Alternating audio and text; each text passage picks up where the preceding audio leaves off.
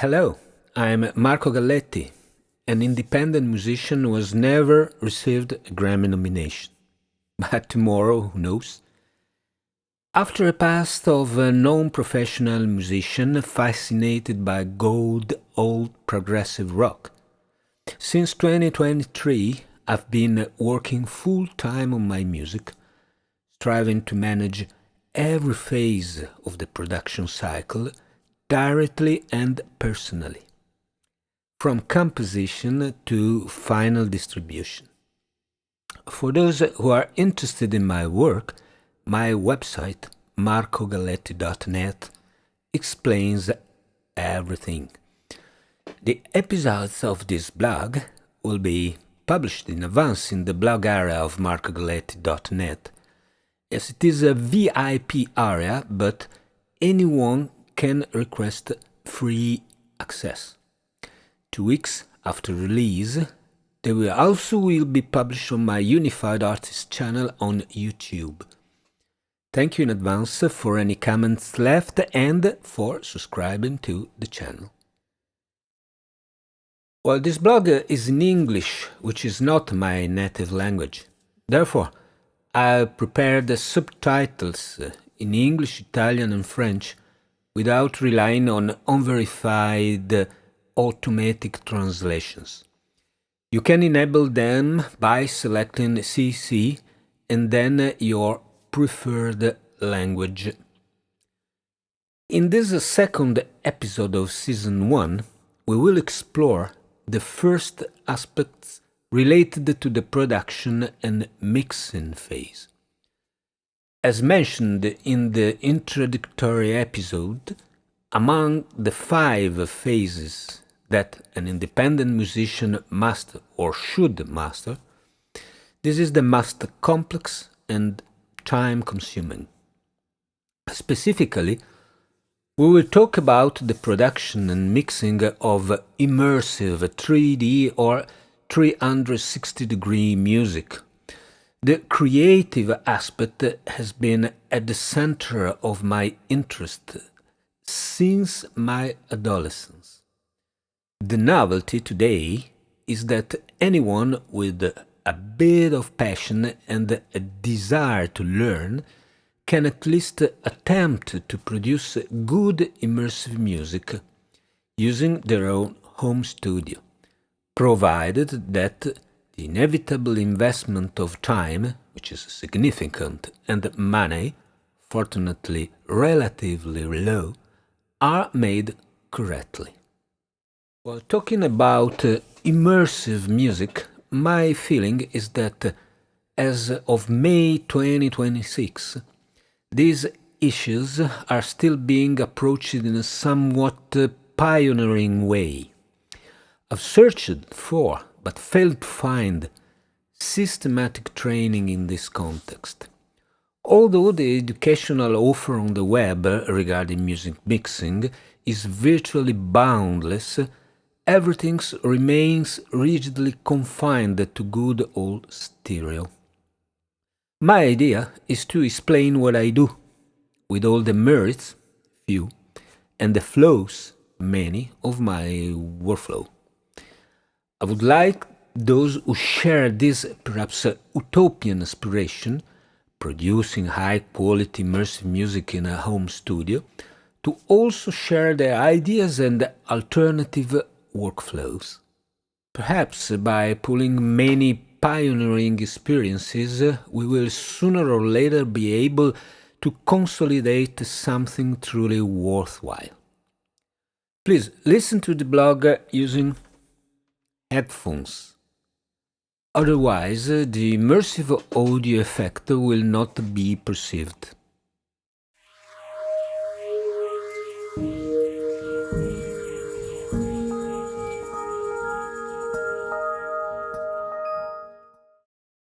Imagine walking in a forest on a beautiful spring morning.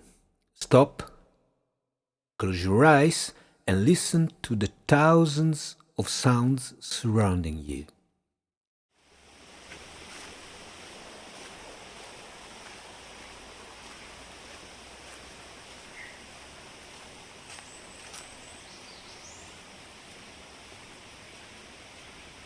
This is my definition of immersive music.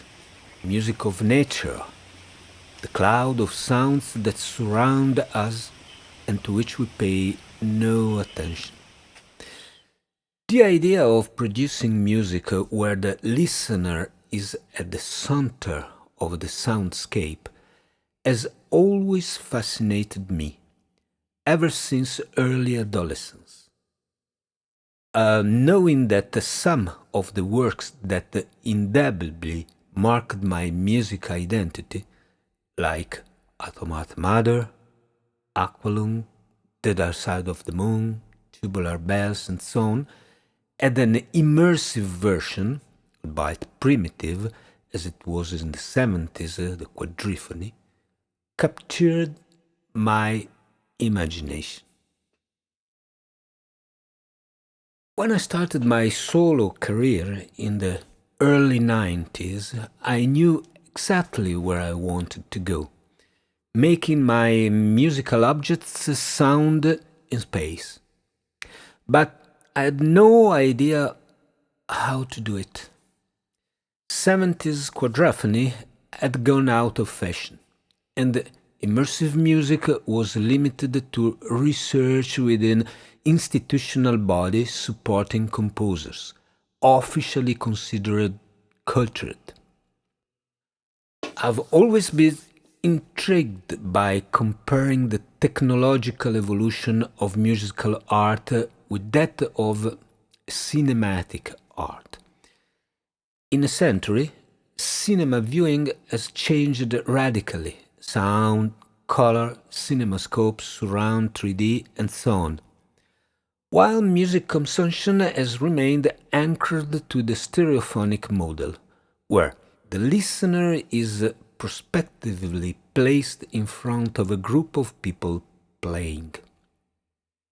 What prevented the affirmation of immersive music? Lack of interest from artists who prefer to experiment with other creative parameters, song structures, sounds, rhythms, arrangements, interpretation. The cost barrier, specially designed and acoustically treated rooms, high quality speakers, placed everywhere, or the disinterest of the public, increasingly oriented toward a quick and easy consumption of musical events. Perhaps it's a bit of all the above, but it would be interesting to exchange ideas on this topic. So your comments are absolutely welcome. In my opinion, things changed drastically at the beginning of the 21st century, thanks to the technology behind these keywords. Binaural audio. The spread of virtual reality-based gaming has brought with it the possibility of experiencing immersive listening through headphones. It's not the goal of this blog to dwell on technical details, but in practice things work like this. Stereo audio. I can place the sound signal on an horizontal line. If I move it to the right, the volume of the right speaker increases while the left speaker decreases.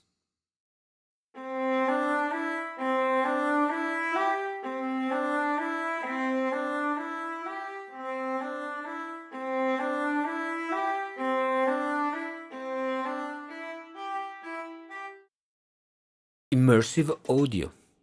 I can place the sound signal in a three-dimensional space. If I move it to the right, it's not just a modulation of volumes. An algorithm acts to slightly delay the left signal and slightly alter its acoustic spectrum to simulate the effect of the sound source moving away. Furthermore, the placement is three-dimensional. I can move it forward or backward, above or below.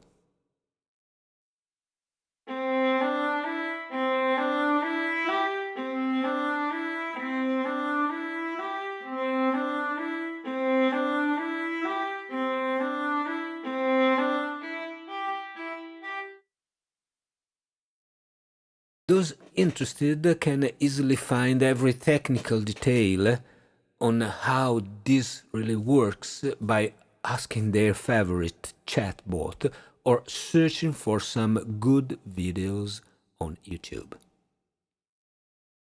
But the thing that really started to change things, in my personal opinion, was exactly this. With the beginning of the 21st century, it became possible to listen to immersive music with simple headphones. Nothing more common, widespread, and inexpensive.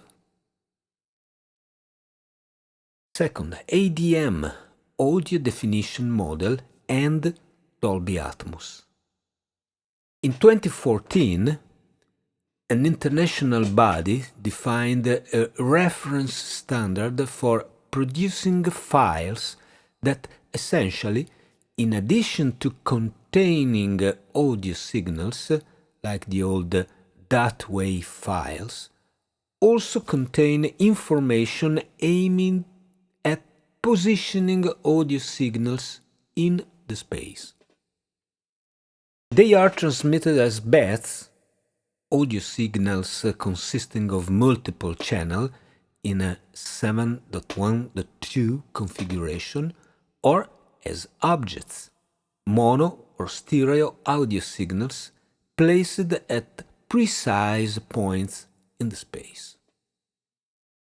In parallel, Dolby Labs produced the software components, so-called renderers, designed to transform, within devices destined for immersive music reproduction, cinematic sound system and home soundbars, the audio based on the instruction present in the ADM files.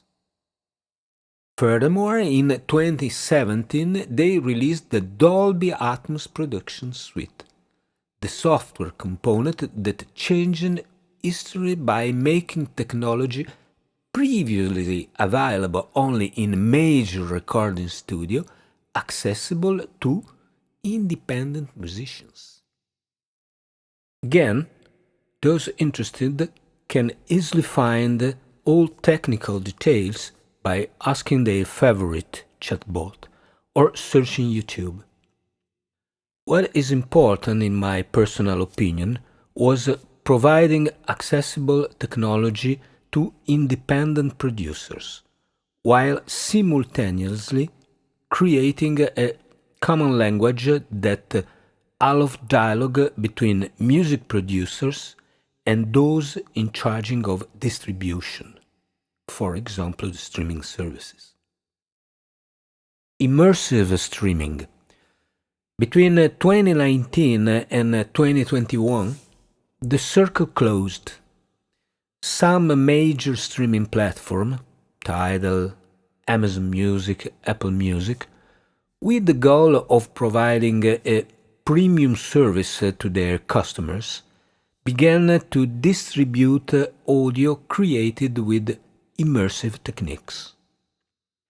If we add to this, on the music producer's side, the enormous development of digital audio workstation (DAW) software, seen over the last 20 years, we conclude that today it's truly possible, and within the reach of every independent musician, to think of music in an immersive way. Create it, record it, mix it, and distribute it. Practically, what seems like an impossible dream to me in the early 90s is now a daily reality within everyone's reach. That's why, when life events allowed me to get back to working seriously on my music in 2023, I set the goal of producing only immersive music. I planned to do it with a medium to long-term plan, 4 albums planned over 8 years, of which the first has already been released and the second is nearing completion. Well aware that for me there was and still is much to learn. I set the goal of respecting release deadlines, knowing that the products, especially the initial ones, may be full of technical flaws, but hoping and counting on the fact that they can, in retrospect, effectively represent the process of technical and artistic improvement. All this is to specify once again how important the sharing of information is. I'm sure there are many enthusiasts like me who might be asking themselves the same questions. I encourage you to go to my website or your favorite streaming platform, YouTube included, and listen to the attempts I am making.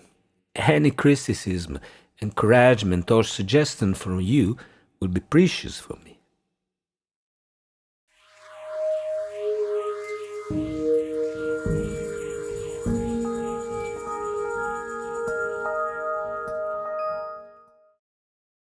In this chapter of the blog, I would like to pool my personal experience in setting up hardware and software for immersive audio production. First, it must be clarified that this is an ongoing process that must be approached with an incremental perspective, trying, as much as possible, not to make mistakes, investing in what is really important, and reusing available material where possible.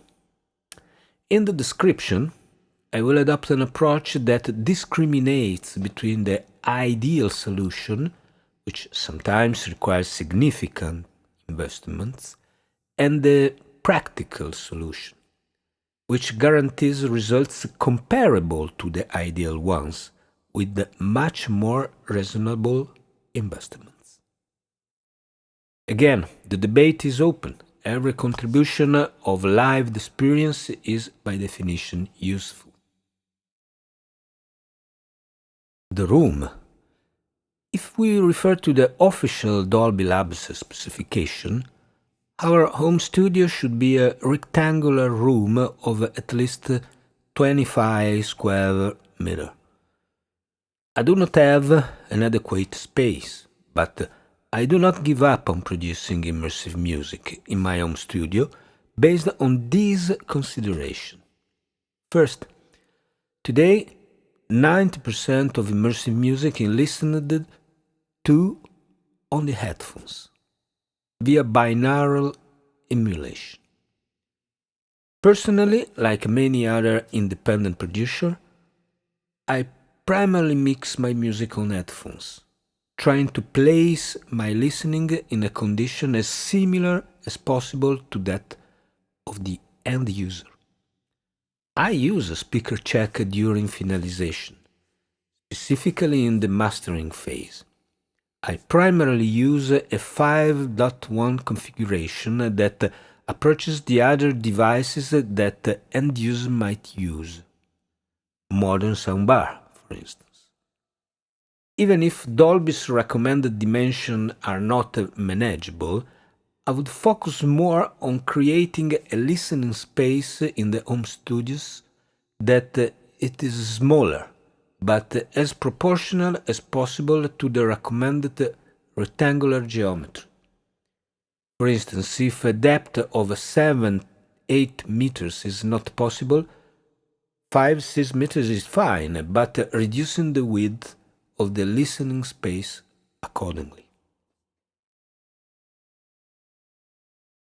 The acoustic treatment.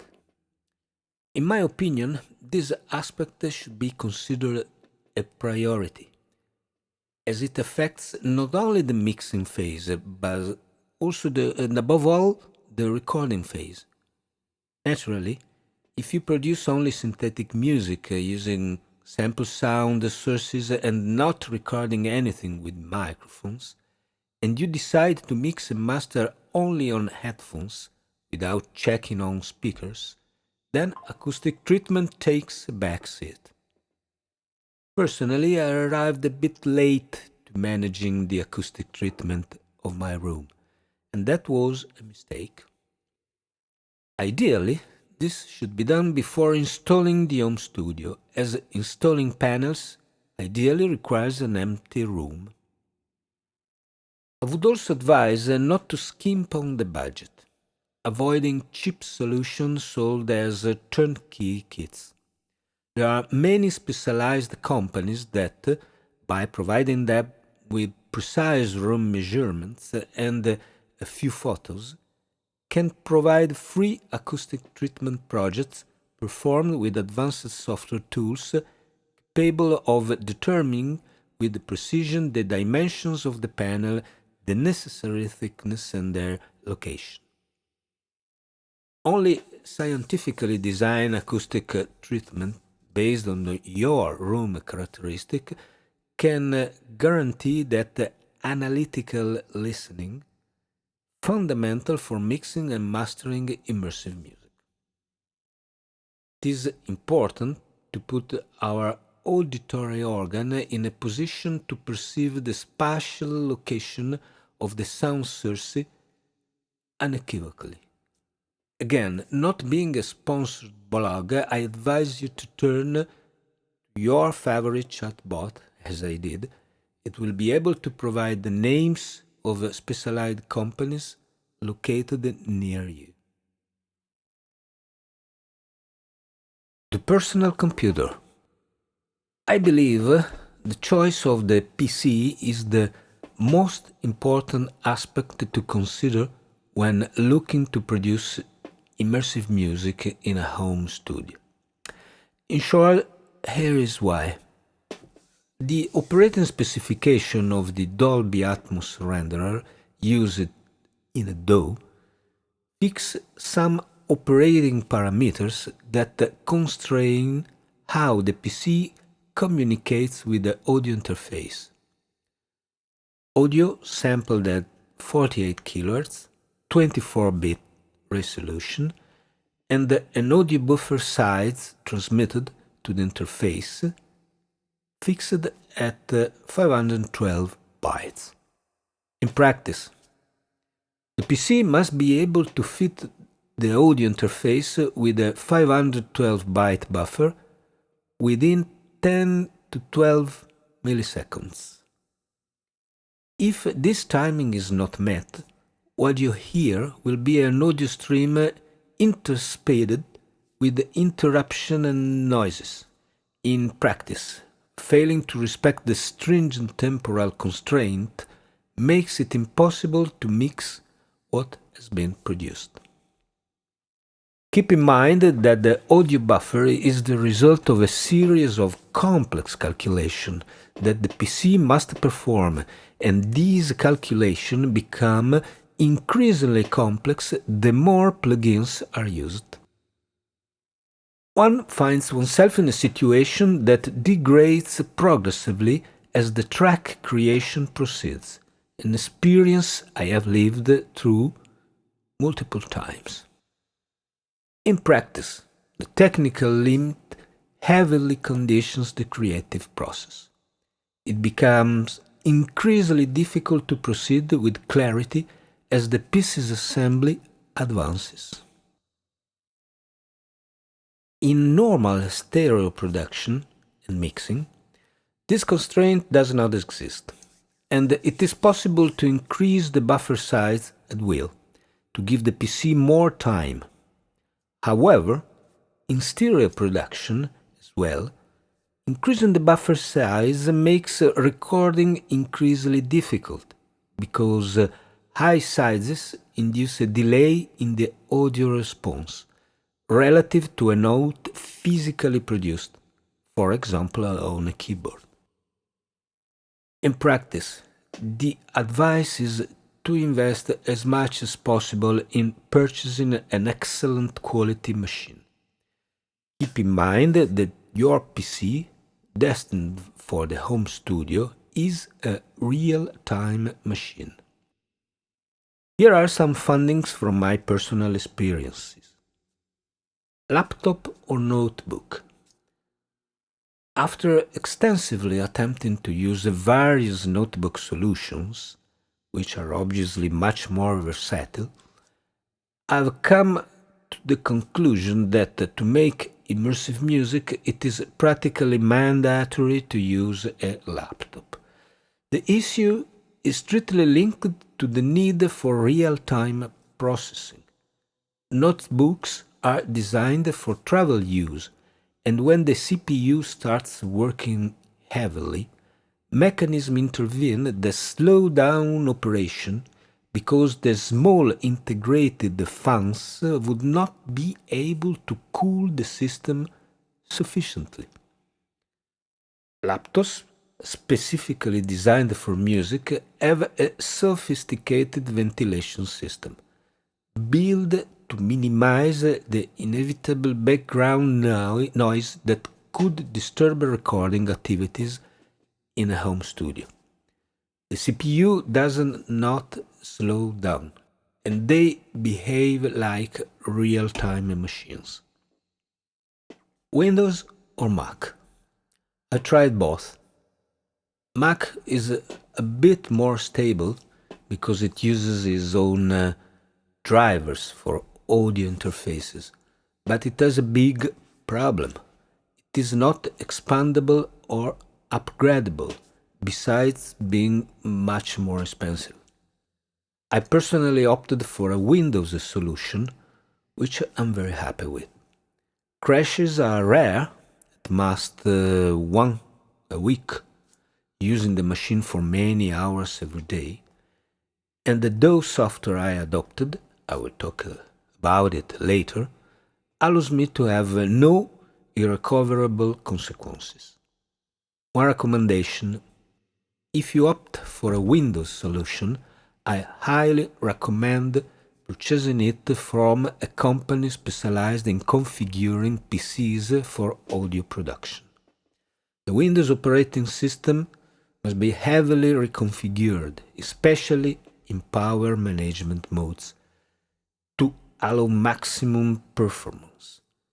Again, consult your favorite chatbot to find the most suitable reference near you and proceed autonomously only if you are true experts and know exactly what are you doing. CPU, RAM and storage. What to prioritize? I would advise investing as much as possible in all three parameters. In my opinion, the most critical one is the CPU. If we are talking about Windows, I'm working with an Intel i9 CPU, which seems adequate for the type of music I make. For RAM, I would advise not to go below 16 GB. 32 GB is much better. 8 GB is not sufficient for binaural rendering, which is of fundamental importance if you want to mix on headphones.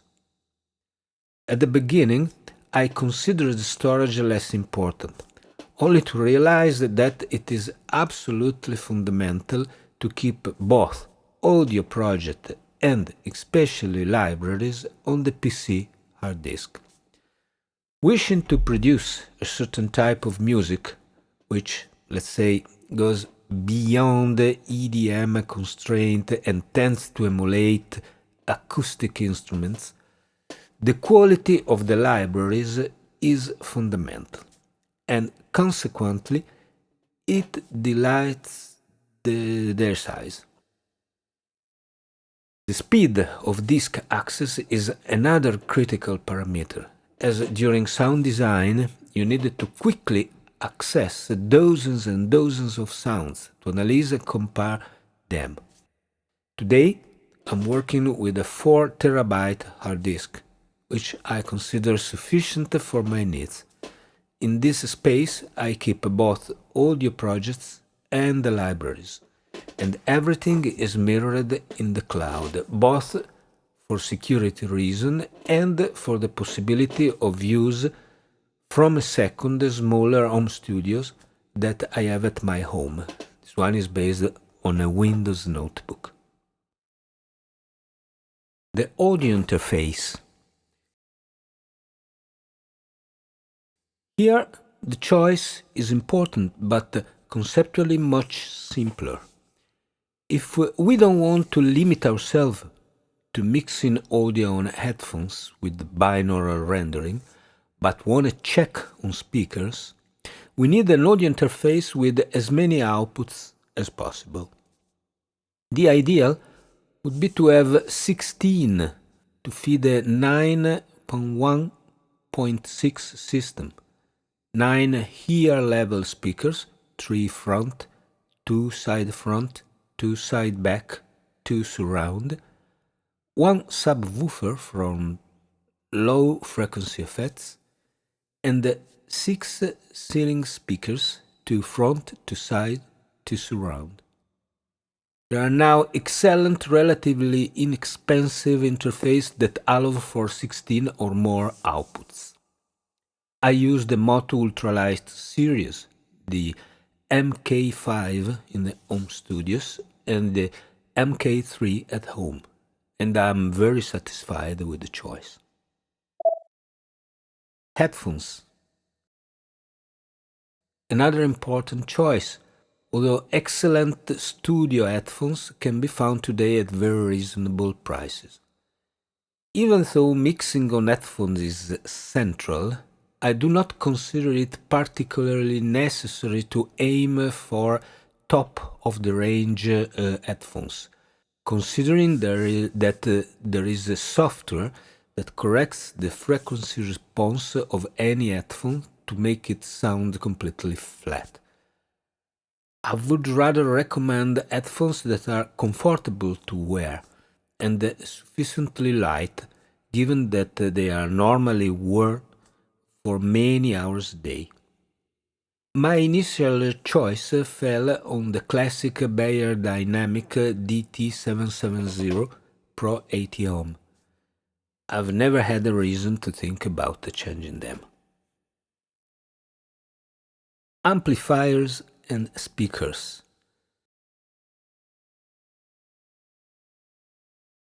I personally decided not to give maximum priority to this aspect, considering the importance of putting oneself in the shoes of the end user of immersive music.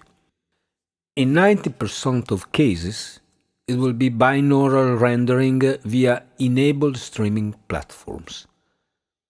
From a certain point of view, this aspect is rather limiting, as binaural rendering is nothing more than an emulation of a real immersive environment. But the fundamental point is that, to date, few major enthusiasts can have listening rooms adequate for immersive fruition. Most speaker listening happens through soundbars dedicated to cinematic immersive audio.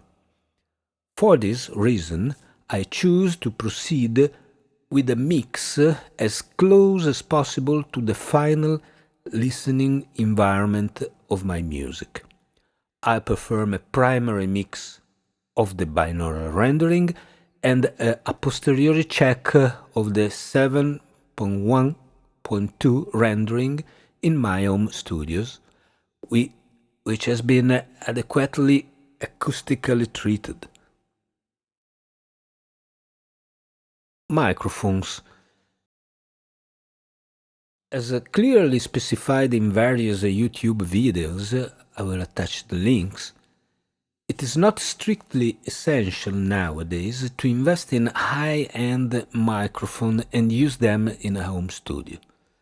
The quantity and type of microphones depends strictly on how many and which live sound sources we intend to record. Currently capturing a drum kit requires at least a dozen heterogeneous microphones.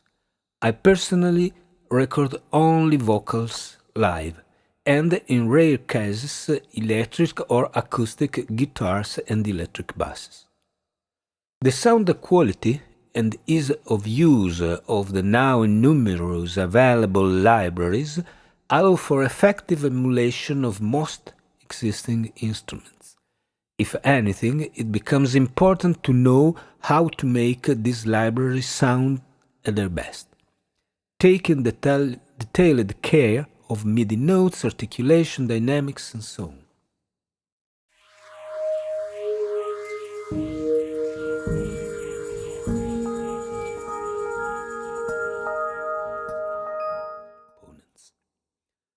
Managing software components is, by its very nature, an incremental process. I would emphasize the fundamental importance of keeping the installed software constantly updated to the latest release. The DAW, digital audio workstation.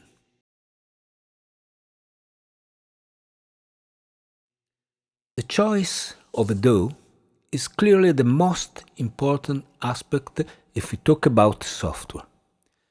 In the links, I include the one to a very interesting video by Michael Wagner. I highly recommend subscribing to his channel if you are interested in immersive music. It has been an inexhaustible source of precious information for me. In this video, the main DAWs on the market are reviewed, and their adaptability to immersive music production is measured. You will notice that the world of DAWs is divided into two macro categories. The DAWs that natively manage immersive music production in ADM format, rendered with the Dolby Atmos engine integrated into the DAW itself, and those that still do not. If you have already made a choice in terms of DAW and do not intend to change, let's say immediately that it is absolutely possible to easily produce Dolby Atmos music even with those that belong to the second category. There are already very consolidated utilities, one above all, Fiddler Audio's Dolby Atmos Composer, that allows you to do this in a very simple and effective way, and at a very low cost.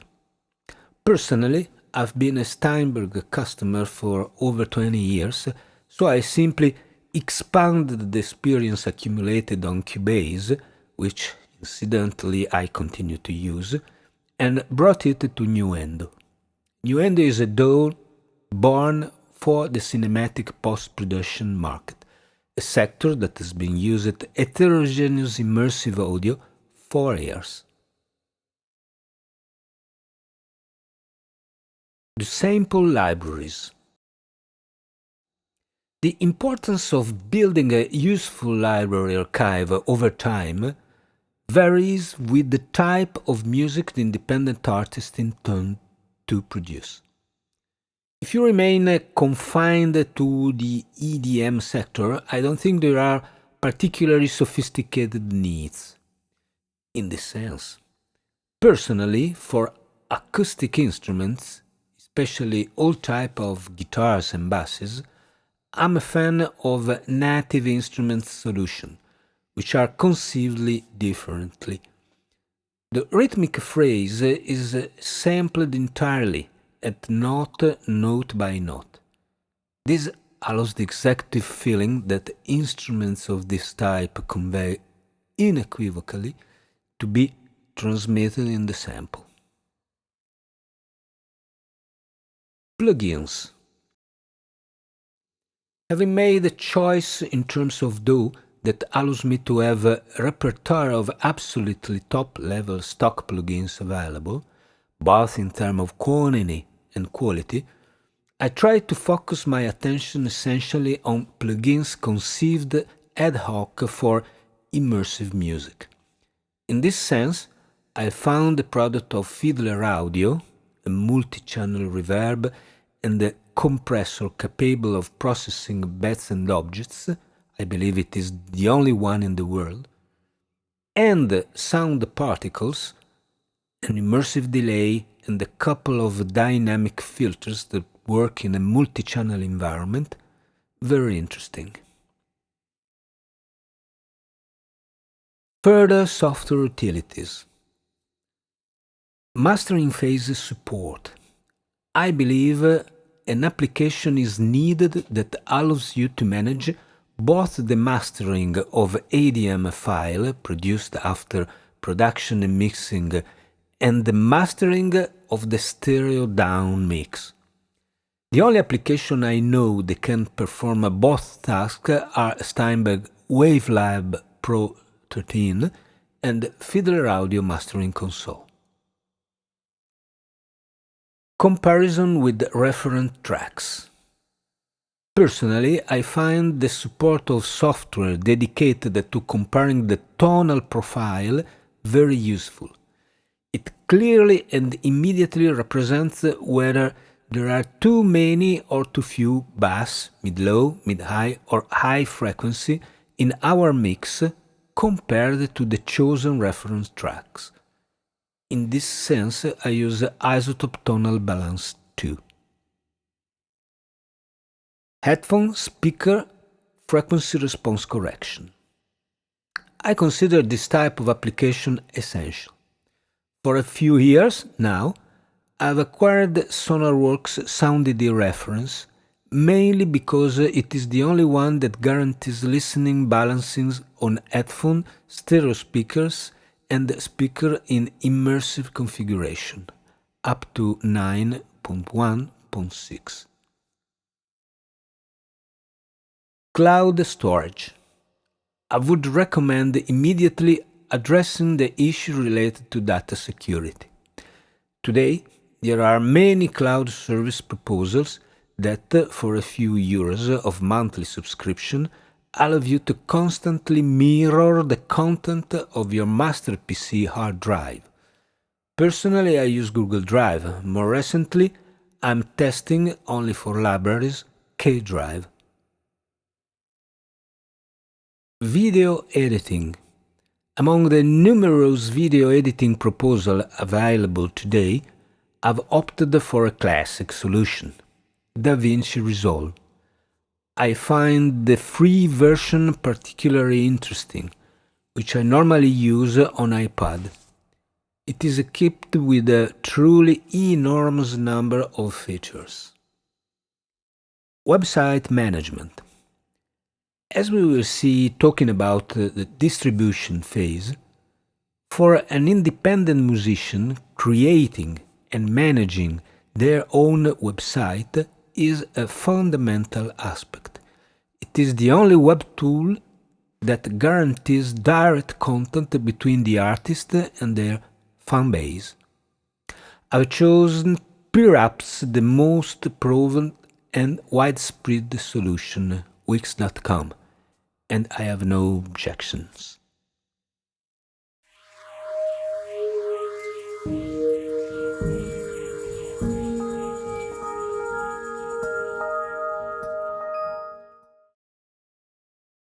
Well, that's all for this episode. I hope the information has been somewhat useful to you. Thank you in advance for any comments, and remember to like and subscribe to the channel. See you soon and enjoy.